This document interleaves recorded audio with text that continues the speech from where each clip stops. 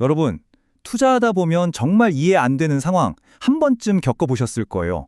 어떤 기업이 역대급 실적을 발표했는데, 아니 주가는 왜 반대로 뚝 떨어지는 걸까요?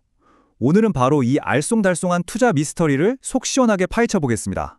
자, 이 투자 미스터리를 풀기 위해서 우리 6가지 단서를 하나씩 따라가 볼 건데요. 먼저 이 역설적인 상황이 대체 어떻게 시작되는지 보고요. 시장의 기대치라는 첫 번째 실마리를 찾아볼 겁니다.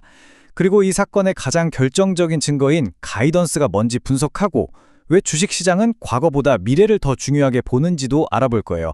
마지막으로 한국과 미국 시장의 재밌는 차이점도 비교해보고 여러분이 직접 이 정보를 찾을 수 있는 방법까지 싹 챙겨드릴게요. 자, 첫 번째 단서입니다. 좋은 실적, 그런데 거꾸로 가는 주가. 사실 전쟁이나 세상을 뒤흔들 신기술 같은 아주 큰 이슈를 빼면요.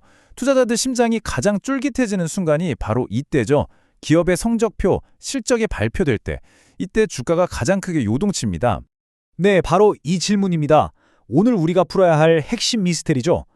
회사는 올 A+짜리 역대급 성적표를 받아왔는데 왜 시장은 F학점을 주는 걸까요? 근데 이게 실제로 정말 흔한 일이에요.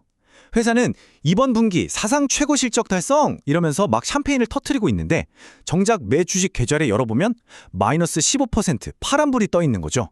정말 황당하잖아요. 도대체 이 숫자 뒤에 어떤 반전이 숨어 있는 걸까요? 그 미스터리를 푸는 첫 번째 열쇠, 바로 시장의 기대치입니다. 주식 시장은요, 생각보다 단순하지가 않아요. 그냥 100점이라는 점수 자체에 와! 하고 환호하는 게 아니거든요. 100점은 당연히 맞을 줄 알았어. 또는 80점인 줄 알았는데 100점이라고? 이렇게 모두가 예상했던 수치랑 실제 나온 결과의 차이에 반응하는 거죠. 그래서 시장의 예상을 훌쩍 뛰어넘으면 어닝 서프라이즈라면서 주가가 오르고, 기대에 못 미치면 어닝 쇼크라면서 주가가 확 빠지는 겁니다.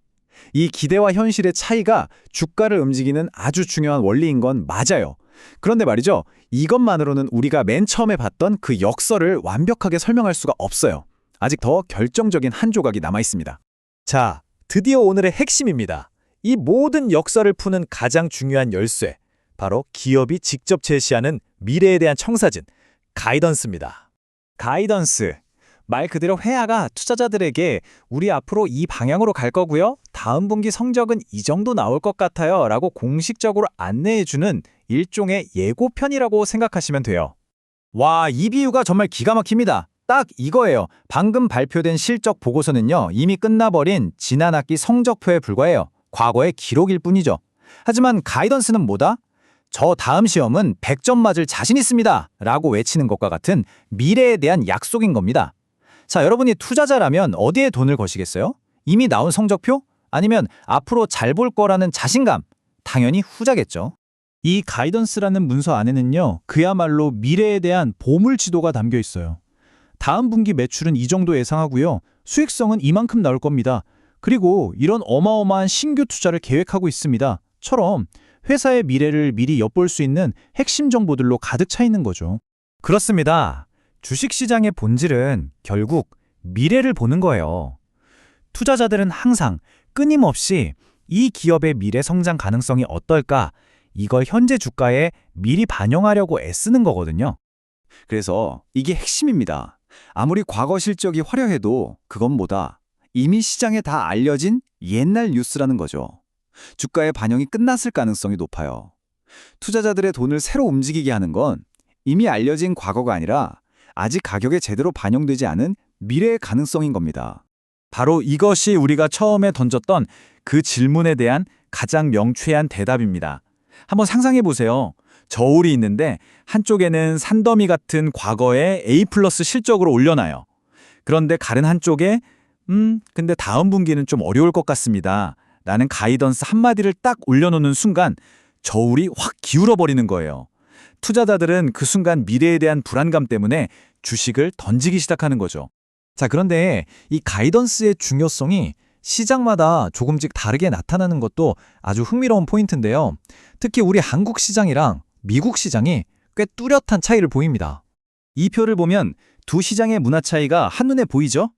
미국 투자자들은 실적 발표 때 CEO가 나와서 미래에 대해 어떤 비전을 제시하는지, 즉 가이던스와 그 스토리에 엄청나게 집중해요. 반면에 한국 투자자들은 일단 눈앞에 딱 찍히는 잠정 영업이익 같은 숫자에 더 빠르게 반응하는 경향이 있죠. 비유하자면 미국 시장은 앞으로 펼쳐질 장편 드라마의 예고편을 다 같이 보는 느낌이라면 한국 시장은 100m 달리기처럼 누가 먼저 속보 시자를 보느냐 경쟁하는 느낌이랄까요? 자, 이제 이렇게 중요한 정보들을 여러분이 직접 찾아볼 수 있는 방법을 알려드릴게요. 미래를 예측하는 데 꼭 필요한 나만의 도구를 갖추는 시간입니다.